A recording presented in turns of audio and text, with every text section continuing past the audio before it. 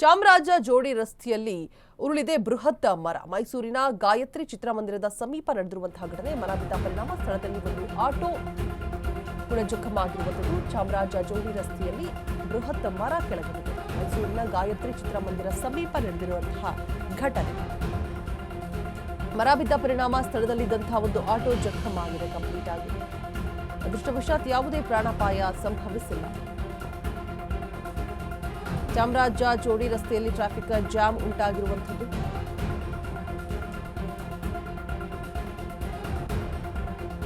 ಚಾಮರಾಜ ಜೋಡಿ ರಸ್ತೆಯಲ್ಲಿ ಉರುಳಿರುವಂತಹ ಬೃಹತ್ ಮರ. ಮೈಸೂರಿನ ಗಾಯತ್ರಿ ಚಿತ್ರಮಂದಿರದ ಸಮೀಪ ನಡೆದಿರುವಂತಹ ಘಟನೆ. ಮರ ಬಿದ್ದ ಪರಿಣಾಮ ಸ್ಥಳದಲ್ಲಿದ್ದಂತಹ ಒಂದು ಆಟೋ ಕಂಪ್ಲೀಟ್ ಆಗಿ ಜಖಮಾಗಿದೆ. ಯಾವುದೇ ಪ್ರಾಣಾಪಾಯಗಳು ಅದೃಷ್ಟವಶಾತ್ ಸಂಭವಿಸಿಲ್ಲ.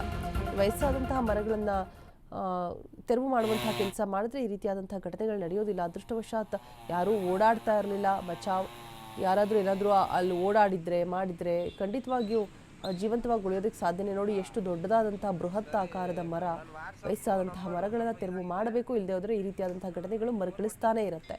ಯಾವುದೇ ಪ್ರಾಣ ಅಪಾಯ ಸಂಭವಿಸಿಲ್ಲ. ಚಾಮರಾಜ ಜೋಡಿ ರಸ್ತೆಯಲ್ಲಿ ಆಗಿರುವಂತಹ ಟ್ರಾಫಿಕ್ ಜಾಮ್, ಮರ ಬೃಹತ್ ಮರ ದರ್ಶಾಹಿ ಆಗಿರೋದ್ರಿಂದ ಟ್ರಾಫಿಕ್ ಜಾಮ್ ಕೂಡ ಉಂಟಾಗಿದೆ.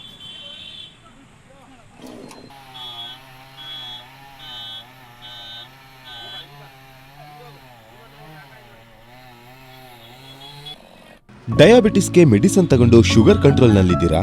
ಆದ್ರೆ ಸತ್ಯ ಏನ್ ಗೊತ್ತಾ? ಅವು ರಕ್ತದ ಶುಗರ್ ಲೆವೆಲ್ ಅನ್ನ ಕಡಿಮೆ ಮಾಡ್ತವೆ ನಿಜ, ಆದ್ರೆ ದೀರ್ಘಕಾಲದವರೆಗಲ್ಲ. ಹೃದಯ, ನರಮಂಡಲ, ಕಿಡ್ನಿ, ಲಿವರ್ ಮೇಲೆ ಒತ್ತಡ ಬೀರುತ್ತೆ. ಒಂದು ಹೋಗಿ ಇನ್ನೊಂದಾಗುತ್ತೆ. ಮೆಹಾಟೋನ್ ಕೇರಳದ ಆಯುರ್ವೇದ ಫಾರ್ಮುಲೇಷನ್. ಇದು ಶುಗರ್ ಮಾತ್ರ ಕಂಟ್ರೋಲ್ ಮಾಡಲ್ಲ, ಇಡೀ ಮೆಟಾಬಾಲಿಕ್ ಬ್ಯಾಲೆನ್ಸ್ ಅನ್ನೇ ರಿಪೇರಿ ಮಾಡಿಬಿಡುತ್ತೆ. ಮೆಹಾಟೋನ್ ದೀರ್ಘಕಾಲದ ಸಹಜ ಜೀವನಕ್ಕೆ ಸಹಾಯ ಮಾಡುತ್ತದೆ.